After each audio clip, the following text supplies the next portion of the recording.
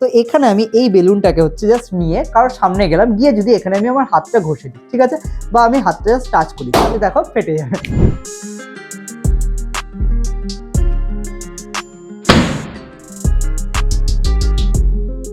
Hi hello student, hello everyone, welcome again in BP experiment. So student, আজকের আমাদের যে practical class, এই practical ক্লাসে আমরা একটা বেলুন নেবো এবং তার সাথে কিছু হচ্ছে কমলা লেবুর হচ্ছে অরেঞ্জের যে খোসা সেটা নেবো। ওকে, তো এখানে আমরা যে বেলুনটা নেবো সেটাকে আমরা কোনো রকম পিন বা ছুঁচের সাহায্য ছাড়াই শুধুমাত্র অরেঞ্জের খোসা থেকে বের হওয়া যে জুস সেটার সাহায্যে কি করে ফেটে যাচ্ছে বা ব্লাস্ট করছে সেটা আজকে ক্লাসে আমরা দেখবো, এবং তার পিছনে সায়েন্স কিভাবে কাজ করছে বা সায়েন্স কিভাবে দায়ী সেটার জন্য সেটাও কিন্তু আমরা দেখবো। এছাড়া চাইলে এটা দিয়ে তোমরা ম্যাজিকও কিভাবে দেখাতে পারো সেটাও কিন্তু আমি একদম এন্ডে তোমাদেরকে দেখাবো। ঠিক আছে, তো চলো স্টুডেন্ট, লেট না করে শুরু করা যাক।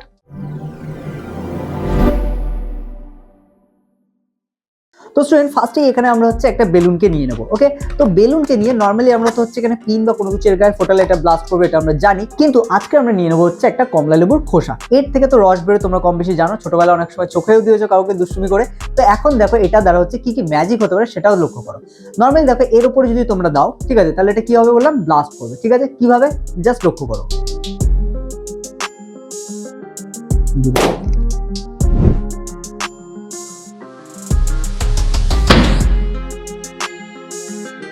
দেখো সায়েন্স এখানে এটাই বলে যে কমলা লেবুর যে খোসা তার মধ্যে যে রসটা এখান থেকে বের হচ্ছে সেই রসের মধ্যে লিমোনিন নামক এক প্রকার কার্বোহাইড্রেট থাকে, আর এই কার্বোহাইড্রেট যখনই বেলুনের যে রাবার ওয়াল আছে সেই রাবার ওয়ালের উপর যখন পড়ে সেটা তখন এটাকে ডিজলভ করে দেয়, এবং যে কারণে আমি যখন রসটা দিলাম তার কিছুক্ষণ পরে এটা ব্লাস্ট করলো, কারণ এটা ডিজলভ হওয়ার টাইমটা নিচ্ছিল যে জায়গায় এটা হচ্ছে ছড়িয়ে গিয়েছিল। তো এটা হচ্ছে এর পিছনে সায়েন্স। এবার হচ্ছে আমরা এটা দ্বারা কিভাবে ম্যাজিক দেখাতে পারি, এবং ম্যাজিক দেখানোর জন্য তোমাকে আগে কি করতে হবে, এই যে পিল আছে সেখান থেকে হচ্ছে কিছুটা রস তোমার হাতের উপর নিয়ে নিতে হবে। এটা তোমরা বাড়িতেও করতে পারো, দেখতে তো পাবে না। তো আমার এই হাতটাকে একটু ভালো করে মুছে নিতে হবে কারণ বেলুনটাকে হচ্ছে ধরার জন্য। তো এখানে আমি এই বেলুনটাকে হচ্ছে জাস্ট নিয়ে কারোর সামনে গেলাম, গিয়ে যদি এখানে আমি আমার হাতটা ঘষে দিই, ঠিক আছে, বা আমি হাতটা জাস্ট টাচ করি, তাহলে দেখো ফেটে যাবে।